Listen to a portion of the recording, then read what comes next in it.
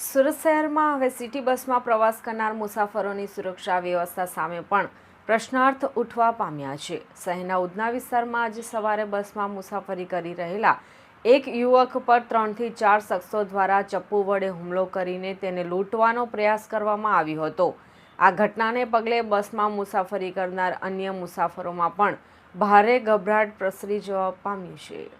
હાલમાં પગના ભાગે ચપ્પુના ઘા વાગતા યુવકને પ્રાથમિક સારવાર માટે હોસ્પિટલમાં ખસેડવામાં આવ્યો હોવાનું જાણવા મળ્યું છે। બીજી તરફ આ ઘટના અંગે જાણ થતાં ઉધના પોલીસ દ્વારા પણ તપાસના ચક્રો ગતિમાન કરવામાં આવ્યા છે।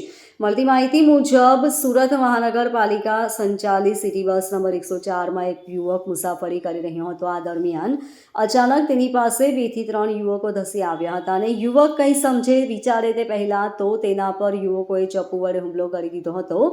અચાનક હુમલાને પગલે બસમાં મુસાફરી કરી રહેલા અન્ય મુસાફરોમાં પણ ભારે દર્દનો માહોલ પ્રસરી ગયો હતો।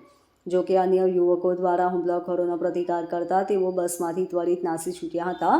ચોરી કરવા હુમલાખોરો દ્વારા હુમલાની પ્રાથમિક આશંકાને પગલે યુવકના મોબાઈલની ચોરી કરવા માટે હુમલાખોરો દ્વારા હુમલો કરવામાં આવ્યો હોવાનું અનુમાન વ્યક્ત કરવામાં આવી રહ્યું છે। જો કે હવે સિટી બસમાં પણ મુસાફરો પર હુમલાની ઘટનાને પગલે પોલીસ પણ દોડતી થઈ ગઈ હતી અને હાલમાં હુમલાખોરોને ઝડપી પાડવાના ચક્રો ગતિમાન કરવામાં આવ્યા છે। Bureau report LK star news Surat.